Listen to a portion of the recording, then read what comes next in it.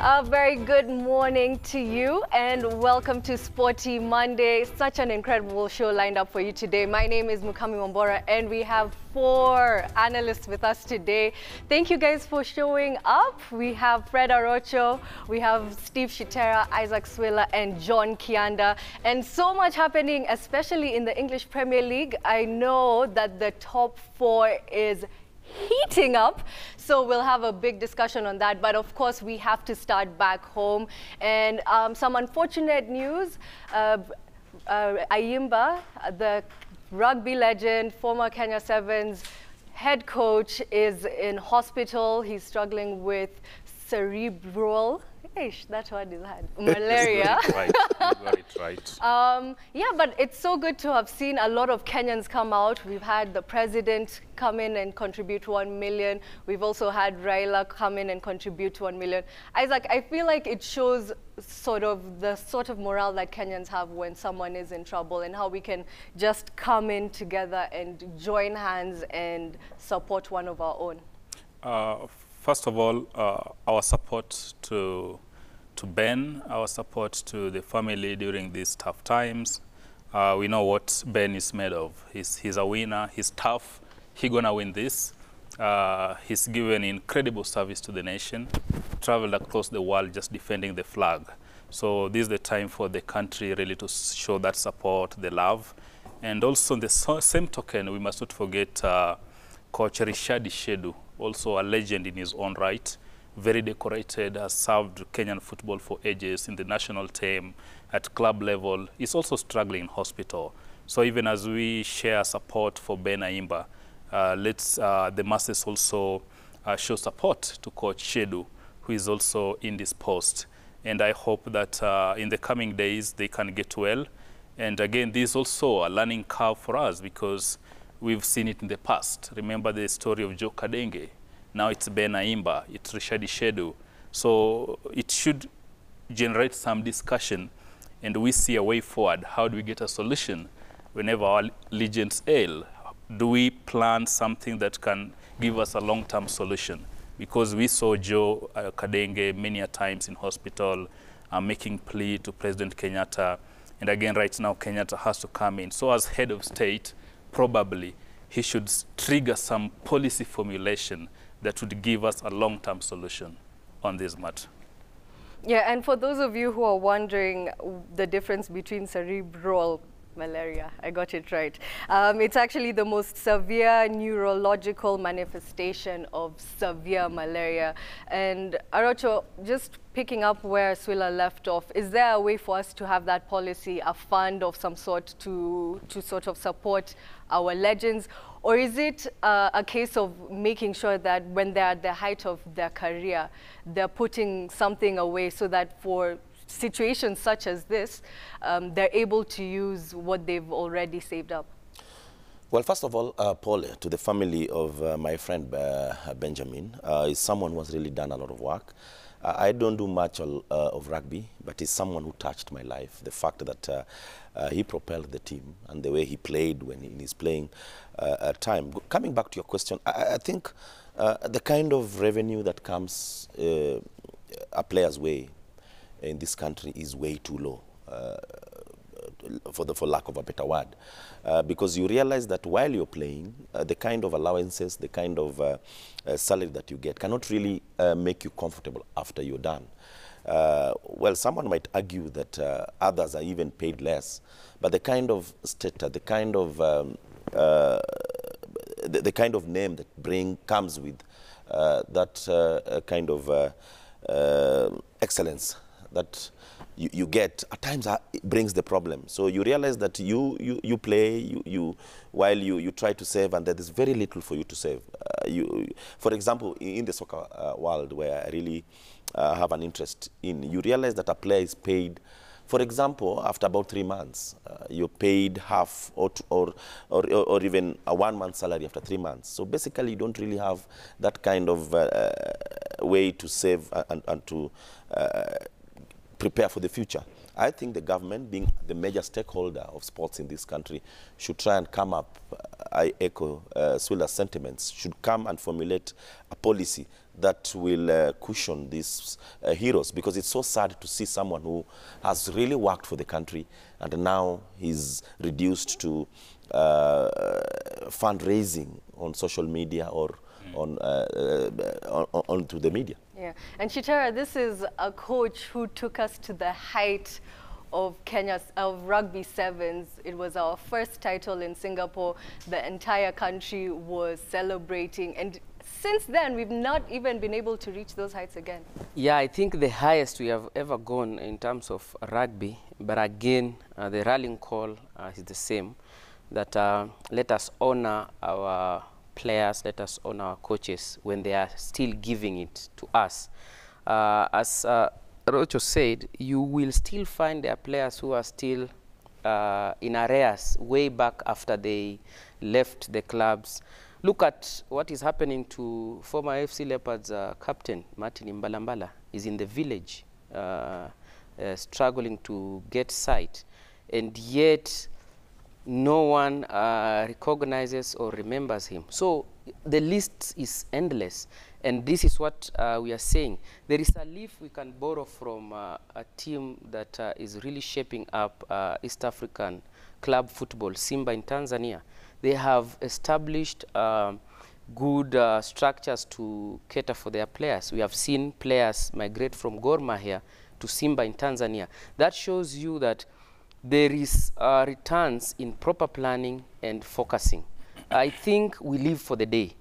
We sort out today, tomorrow will sort out itself. That is a very wrong way of approaching matters in as far as football, any sport is concerned. And Kianda, if you look at the way NSSF works in terms of the public servants, the police officers, the guys in the army, is that something that we can try and look to for people who represent the country at an international level, that they get some form of insurance?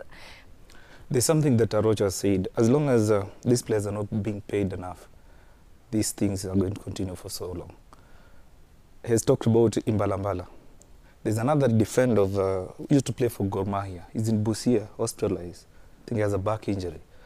I mean, Benja, this thing is in the limelight because Benja is a hero. But there are those ones when you have stories ziongelewi. Unaona? Na ni mingi sana. So as long as we don't have a proper organization for the clubs, any sport in the country, to attract sponsors, to have enough money to pay these guys so that they can save and be insured, these things are going to go on. So back to what Swilla and Arocha have said, invest. As long as there are no proper structures to attract sponsors, to pay these guys enough money, for them to save, for them to be insured, I think these things are going to go on for long. But wish Benjamin Aima a quick recovery. He's a hero. I mean, Singapore Sevens, everyone remembers that. But look at the crop of players that he nurtured. He's receiving this support because of the work he did. It's in the public limelight. So apart from Benja, there are others who are suffering. So we just need to put things in order. He's talked about Simba. Simba attracts numbers. They have money because of the proper structures they have. So as much as we're talking about the heroes being helped by the government, serikali kila time itakwenda kuja kusaidia. Unaona? So lazima to put things in place. As long as we have more sponsors coming on board, as long as these players are being paid enough. Unajua kuna pesa unaweza lipa hata ushindwe kusave. Inaingia kama imetoka. Hata iko na deni. Unaona? Unaingia hivi imetoka. Hata ufurahie ati salo imekuja. Nakuwa diverted. But again, Mukami, a very fundamental point on this is, I think there are plans by yesterday. I think they have transferred Aimba from a private hospital to a government-funded facility, which is Kenyatta National Hospital. In East and Central Africa, there's no larger referral hospital than Kenyatta National Hospital.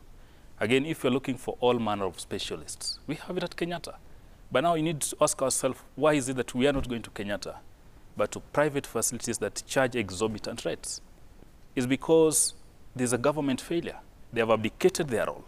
So if we could equip our public hospitals with the best care, the best service, the best machines, and make it affordable to every Tom, Dick, and Harry, yeah?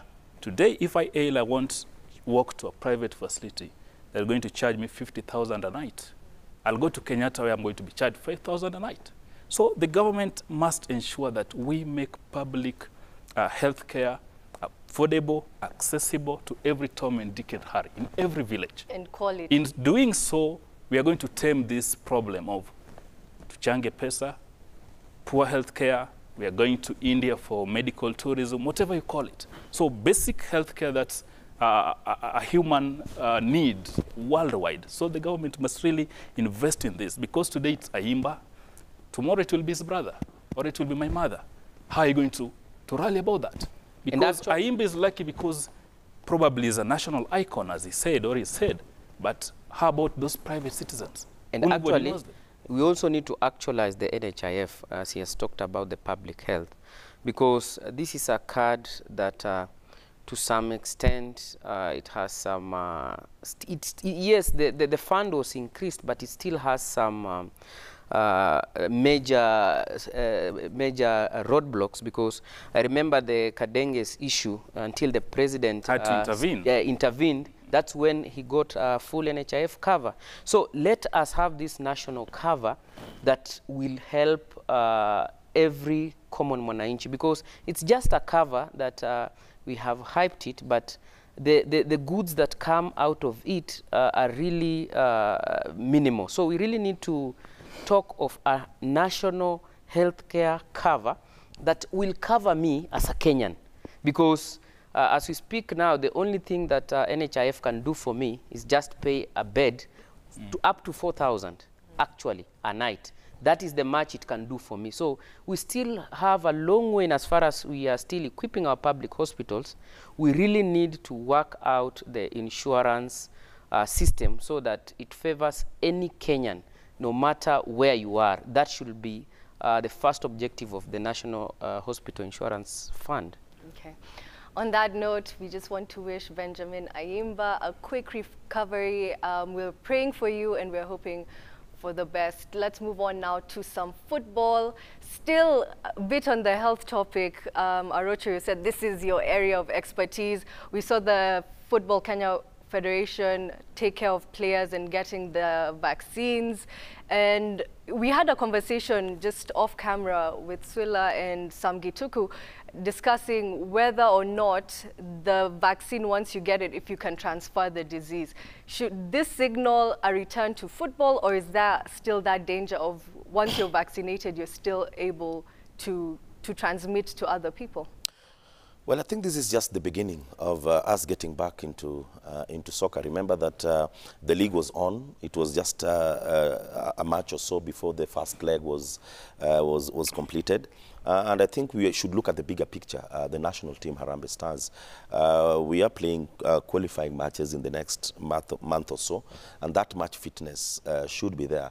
So I think for me, this is just the beginning of the process of us getting back football in Kenya, and I'd like to applaud the government for providing such an exercise for these players, because it was quite expensive. Remember that our team has about 30 to 40 members, and for you to vaccinate all these guys could have been a challenge for most of the teams. If they are not even paying salaries, then this could have been a challenge.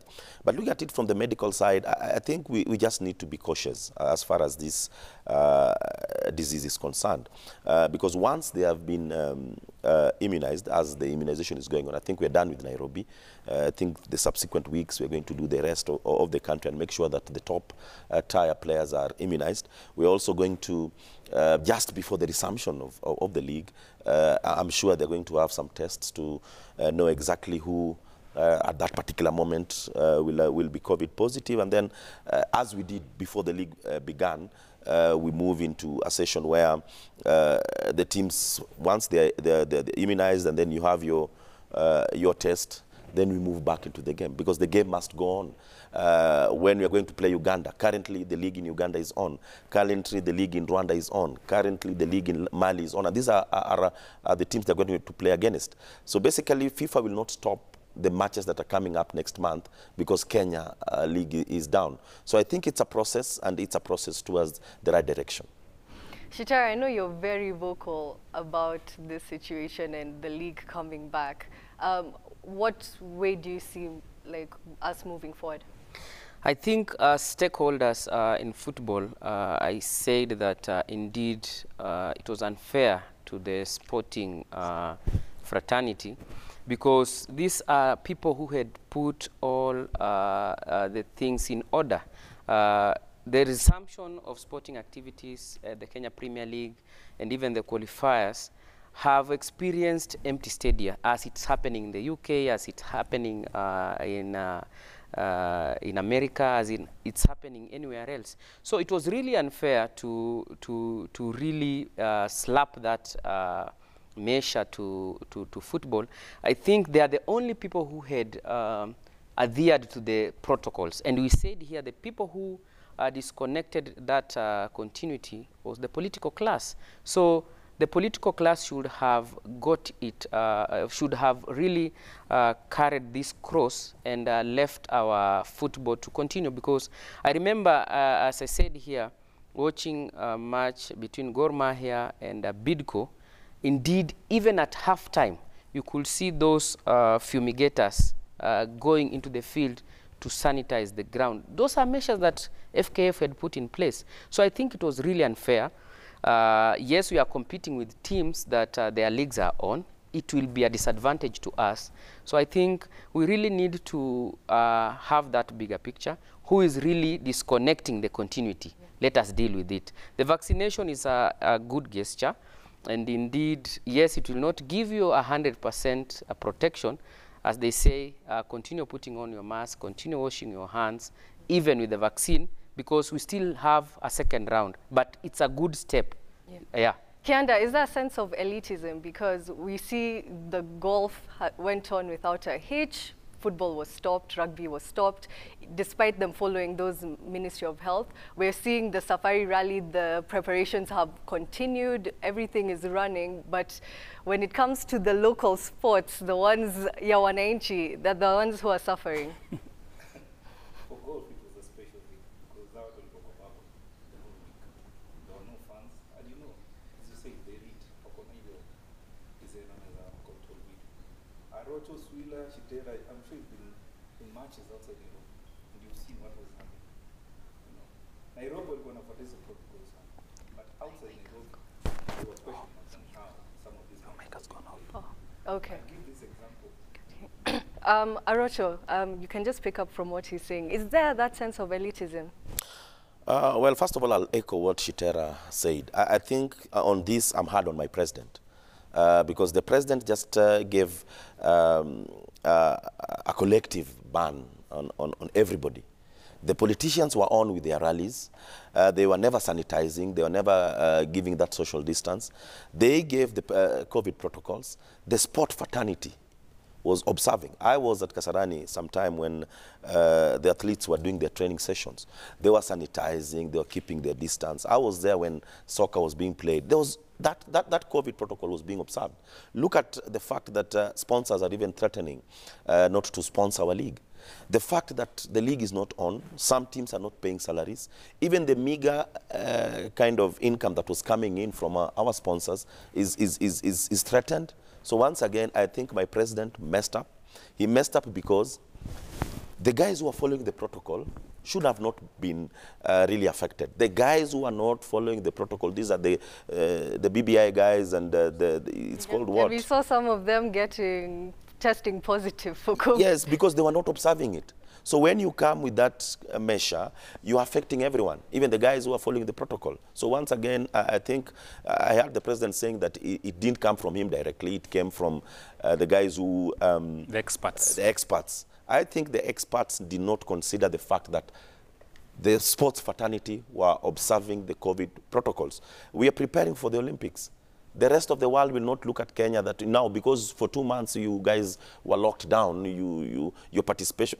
Guys, let's face facts. Yeah. Sports must come back because we are following the protocols. Yeah. And Isaac, it's the athletes and the players who will get the brunt, because if they don't perform in those qualifying matches, if they don't perform in the Olympics, we will be saying, why? Why aren't they playing, or why aren't they performing? And the same thing happened with the AFCON qualifiers. Those games that they went and lost, you know, we're the ones who are here. The league was off. Exactly. Simply put, we've never had better ambassadors of this country than our athletes. Kenya is known world over, not because of our decent politicians, but because of the world-beating athletes who shatter those world records across world capitals. So, two quick things. One, it's a good thing that these guys are being inoculated.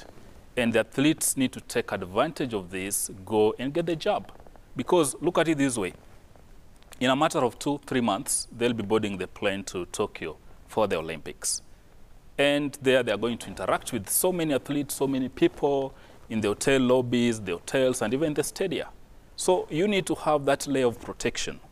So at a personal level, they need to take the job. Two, I foresee a situation.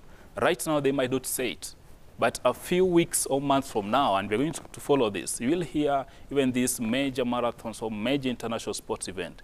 They're going to say you are not going to participate before you have the job and the certificate. And watch this space. So for any athlete who really intends to compete in this competition, having this job is necessary. It's not something you can really say, I am choosing not to take this. Because look, the world now is a global village, and you can't operate in a lock yourself and say, no, I'm not going to be part of this. Two, Arocha has mentioned a very important point, the financial implication of not having sports. We know after a very long absence, Nick Mwendo, and they give him credit for this, whether you like him or not, he brought on board sponsors. For the first time, we're talking of 1.2 billion sponsorship in the top tier. We've never had that. Without action, we risk losing this money. Tell me, whom are you going to approach today and convince to pump 500 million into the Kenyan Premier League? For the first time in history, we are having a second-tier league having title sponsor. We've never had that, guys. Right now, Rachir of Goma here talking to Kianda or Milton was crying foul. These guys are going to close shop. We want to get these monies. Again, we've seen it time and again. When sponsors are not there, the government has never come through. So this is a situation that is very, very delicate. As much as you are listening to the experts, can we have a situation? Look at what the Britons are doing or the French are doing. The numbers there are so high, so high. But their sport is continuing every single day. So as much as we are following the protocols they've issued, we also have to have that delicate balancing act and ensure even if we hold sports, so and so doesn't suffer. And Kianda, there was no real crisis. By the time the country was being locked down, it wasn't a situation where so many players had tested positive, they were spreading the virus. Things were going well. Things were running okay. I'm not really sure about the players being tested frequently.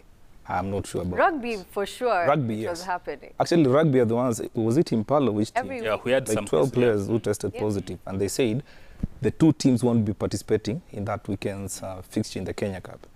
This is what I'll say. And I want to urge the sponsors. It's not the players' mistake. It's not the club's mistake. It's up now to the government not to let these players suffer. If the sponsors pull out, because they want visibility. Mimi nimekulipia shati kwa sababu nataka nionekane. TV rights wanataka visibility. No.